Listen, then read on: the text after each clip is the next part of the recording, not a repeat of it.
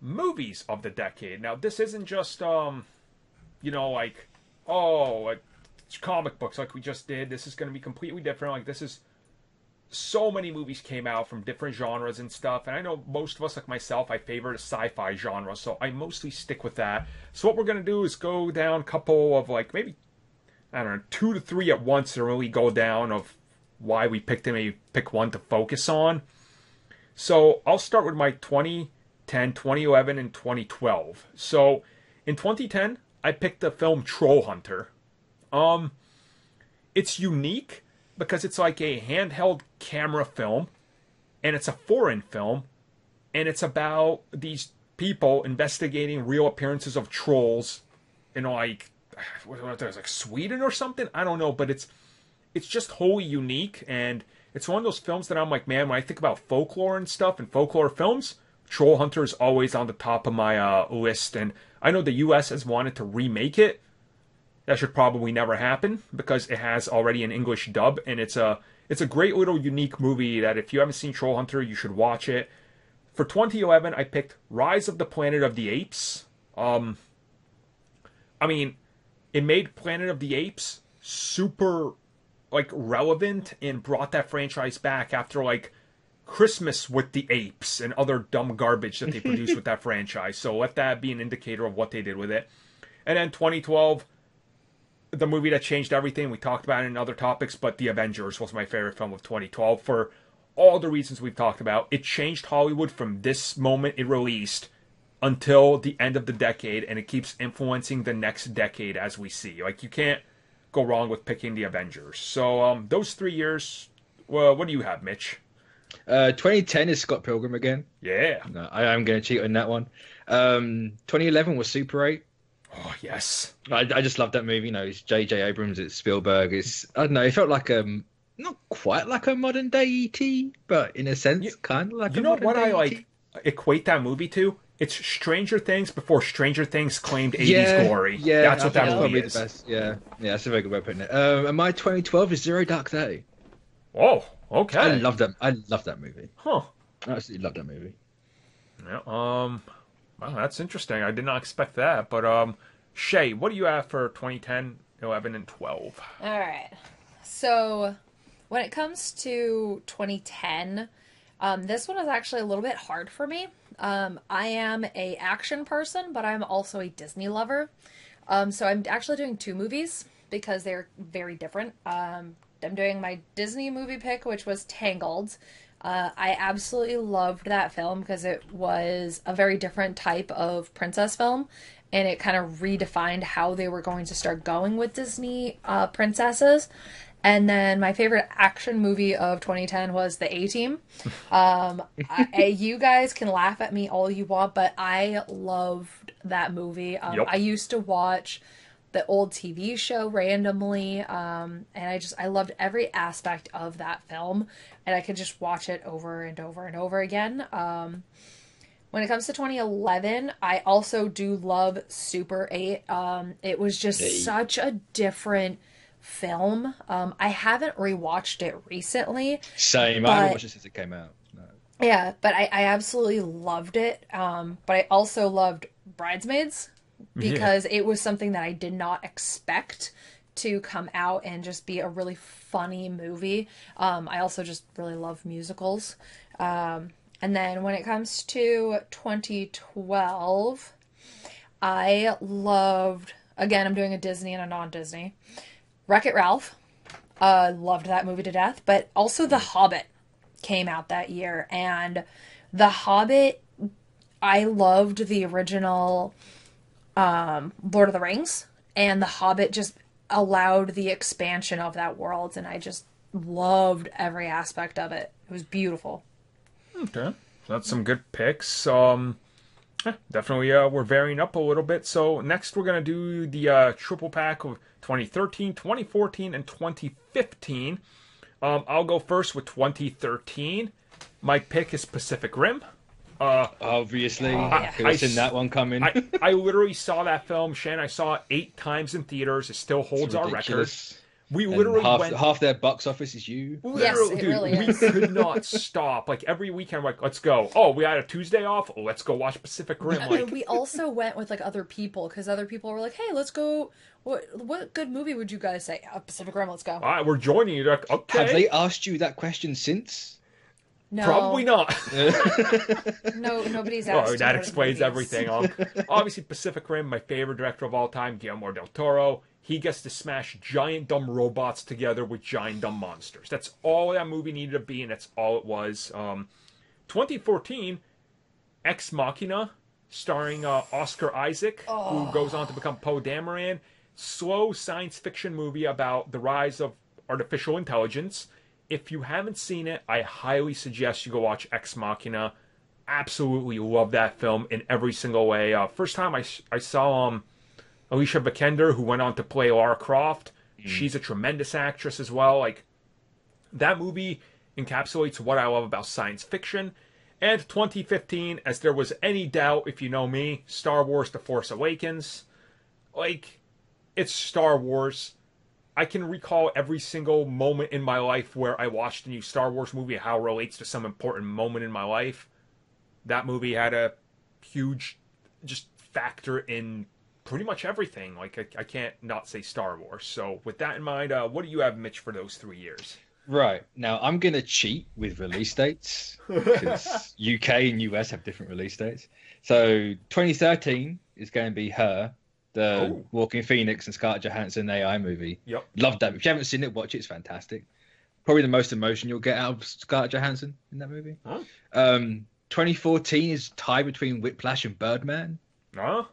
I can't choose between, like, that year during the Oscar season. I just couldn't split them apart, and I still can't now. Like, they're vastly different movies. They're made completely differently, but they're nigh perfect. Bar one or two things for me. And 2015 is Ex Machina. Yeah. Like, that movie's like straight in my top of all time. It's Same. fantastic. It's unreal how good that movie is. I honestly, And how it looks. Oh god. Like, for the budget it had and the CG they got in there, it's not even fun. It's crazy. Yeah. It's like, beautiful movie. So. Yep. There we go. Shay, what do you have for those 3 years? I'm actually gonna go backwards with this Okay. because I do agree with Ex Machina. I absolutely loved that movie. You were like, you have to watch this. You have to watch this. But I also really loved and cry every time with The Good Dinosaur that also came out that year. It was just a really different type of film that humans were not the focal point, and I really appreciated that of that film. And then The story behind that movie is, my god, what a story. So never watched it. I it really was- liked it. It was so good. When it comes to 2014, I really actually appreciated Lucy. I like that as well. Same. Lucy was a film that I was not expecting. Everything that Scarlett Johansson was able to do in that film and like evolve to being this entity.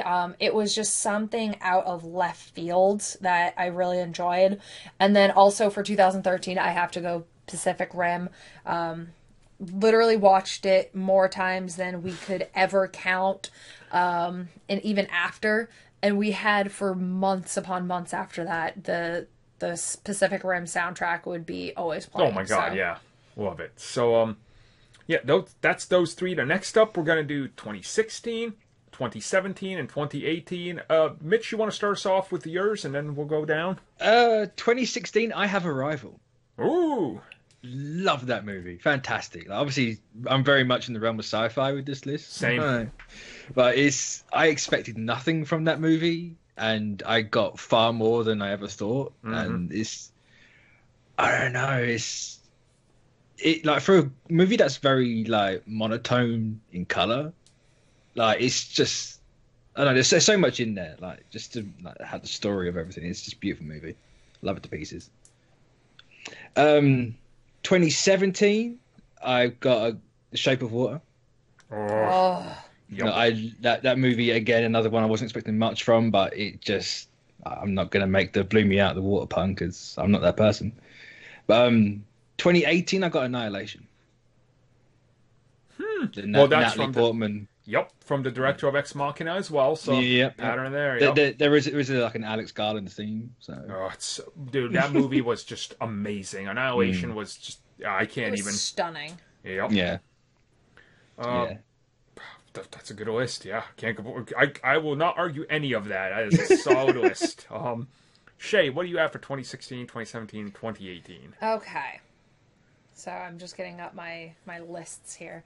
So I have 2 movies for 16. And I'm not even going to talk about the Disney one that I loved that year.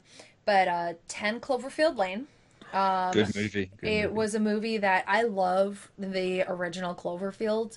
And the fact that they kind of tied it in with Cloverfield in like this anthology type of way, and just the acting and everything, like you could not actually predict the ending because you thought it was one thing and then it came out to be something totally different, and it was just phenomenally done. Another movie that came out was Don't Breathe. A lot of people probably didn't watch it, but it's Stephen Lang being this BA blind guy, and He's old Matt Murdock targeting kids Yeah. lost in his apartment building. Yeah. Yep.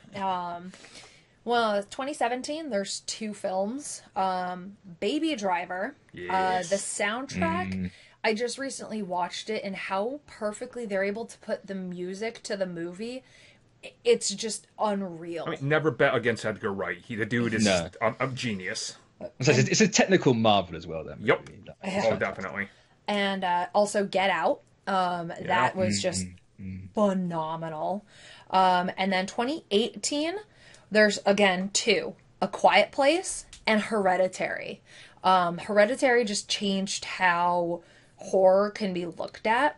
And A Quiet Place the same way. Like, it literally got rid of a sense, and the fact that you can watch this entire movie and it's so quiet and eerie and works. All right, well, that's a solid list. 2016 for me, this one was really hard, but it came down to Moana.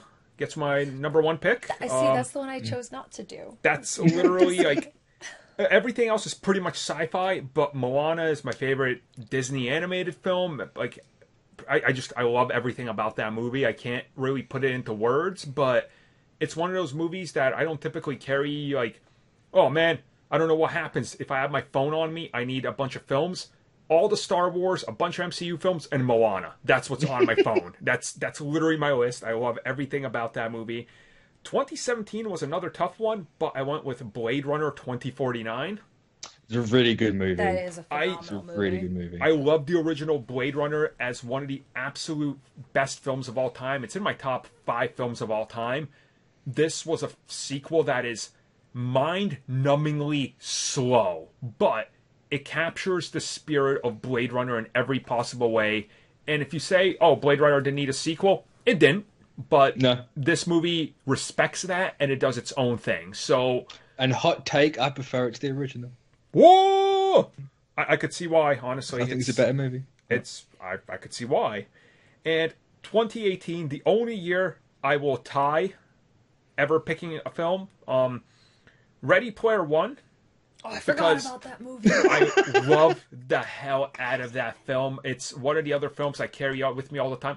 I can literally just toss it on at any time, any moment, and just watch it till it ends. There's never a single moment I'm bored because it's everything I love.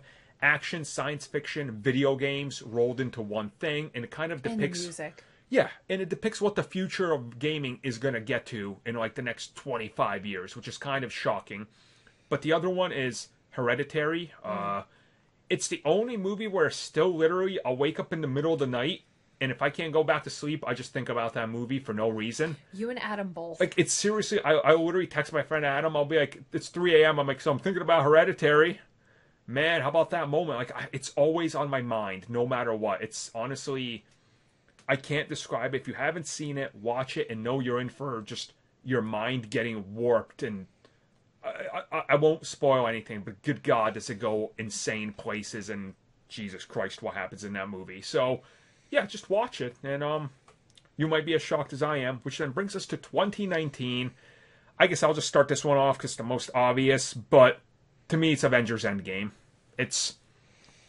I don't know what else I could pick that doesn't encapsulate why I love the last decade. Like, if it wasn't for Marvel kind of redefining where film is going, it's just...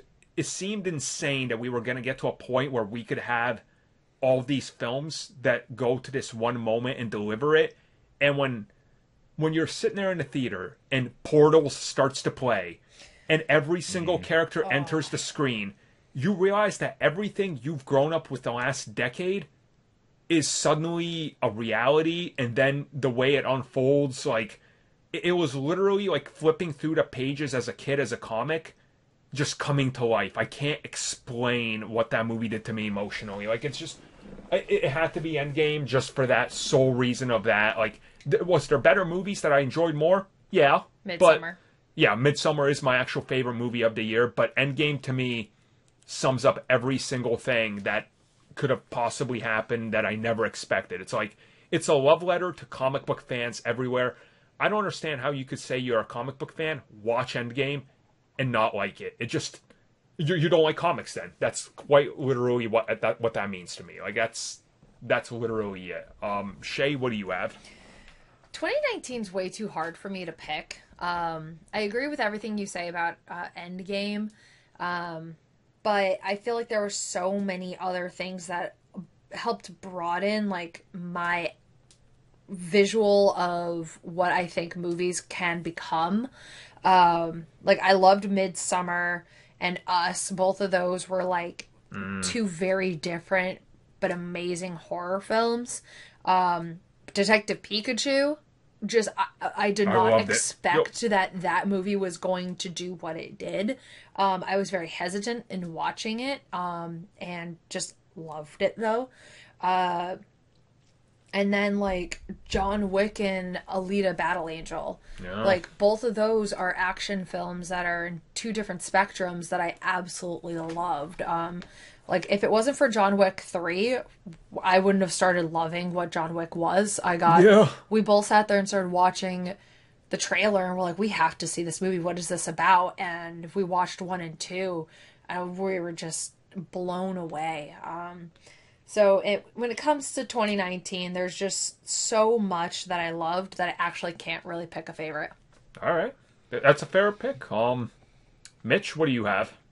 Well, I'm kind of in a similar vein, but I haven't watched everything I've wanted to watch this year, so I don't think it's fair if I did pick one. Yeah. So, like, I suppose if you had to have an answer, like, Endgame probably is the placeholder, but I know full well it's going to change. Yeah.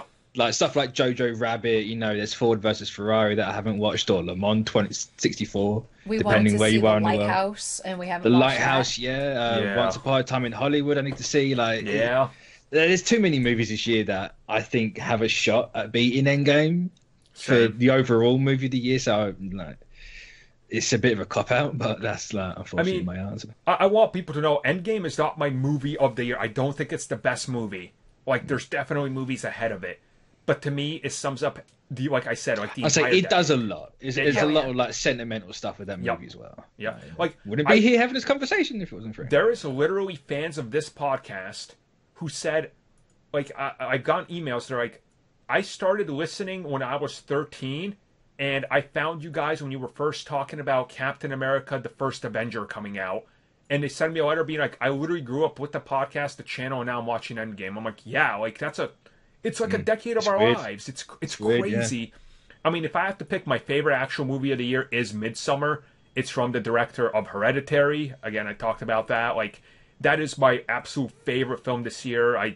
It's another one where I literally think about it all the time and what it means and the different things in it. Like, it seriously, like, messed me up watching that movie. I was like, oh God, it is...